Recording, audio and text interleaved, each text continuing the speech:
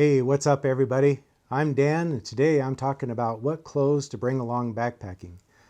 Taken as a whole, the clothing system is the second item in the group of gear known as the second big three, which is the next area to focus on after the big three when trying to shave off pack weight. This video is chapter 9 of the tutorial series of Ultralight Backpacking for Lightweights, which is all about helping you to lighten your load and truly enjoy your wilderness adventures. And this one will be a bit different than the others in this series. I'm going to try to avoid talking about specific gear brands and weights as much as I can, because my goal here is to explain that there is a simple template to use when deciding what clothes to bring, and that's why I'm calling it a system.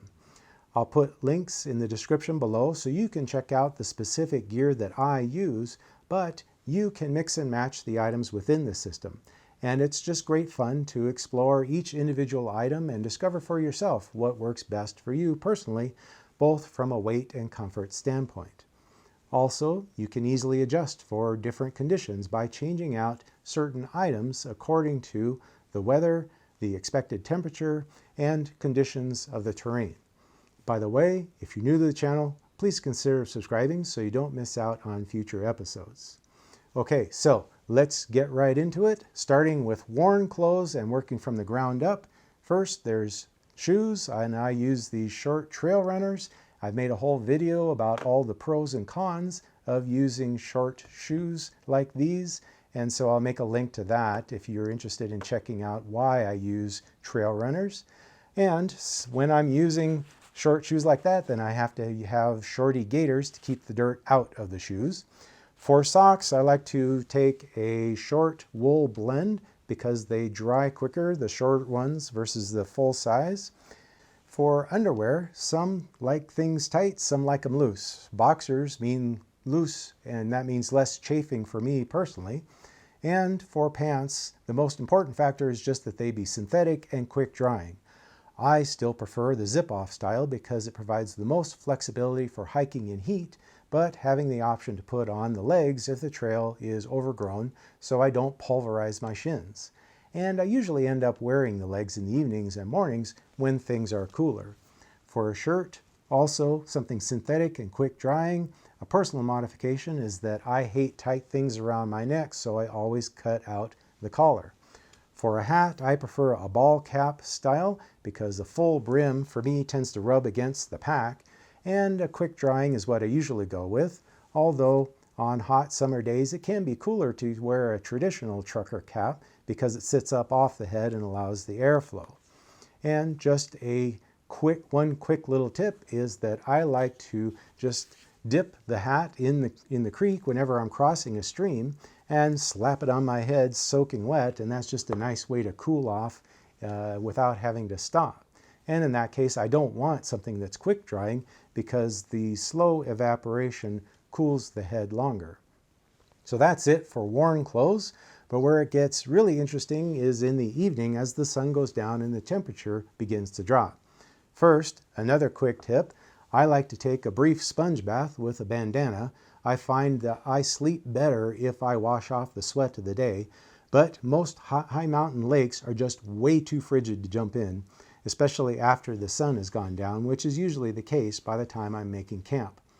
But the water in my water container has warmed to the ambient temperature, and it only takes a little to wet the bandana, which is then less shocking to wash with. After that, I change to clean clothes for sleeping, and that means night socks that I keep just for sleeping in, so that means they stay dry and clean, and I could use them to hike out if necessary, and a fleece hat and fleece gloves.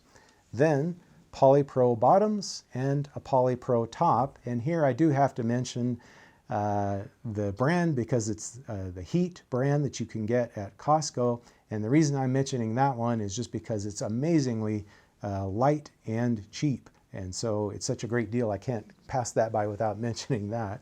Then for the insulation layer, I have a puffy, and it's always a hooded puffy since I sleep with a quilt. In warmer weather, I sleep with this light down pullover.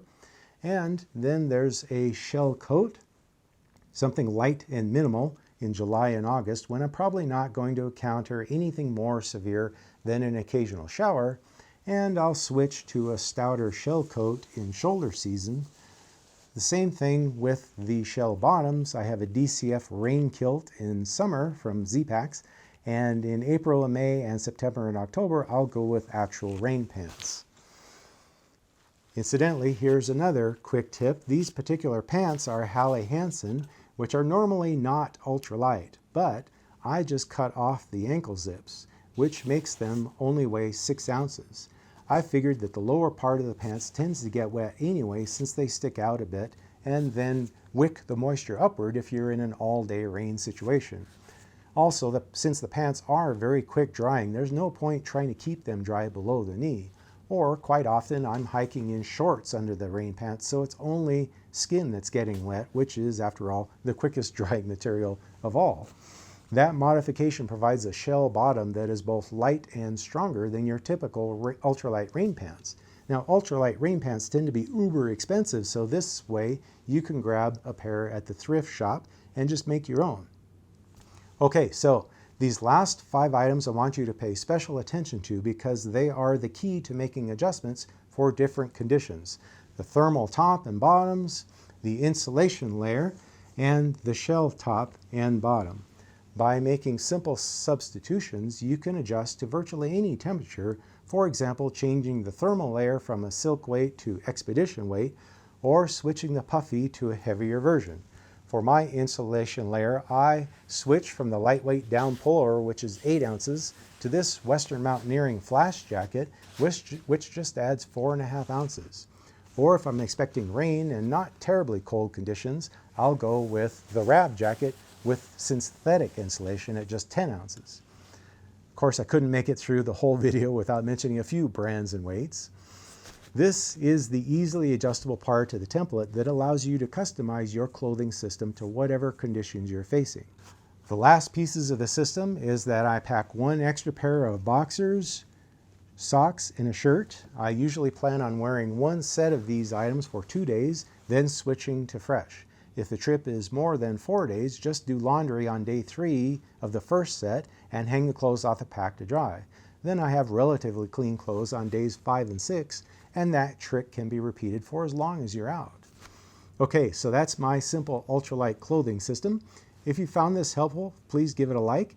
Next time we'll move on to the 3rd gear item of the second big 3, and that's hydration, or how you purify and carry water. So if you haven't already, make sure to subscribe so you don't miss out. Thanks for watching, and take care.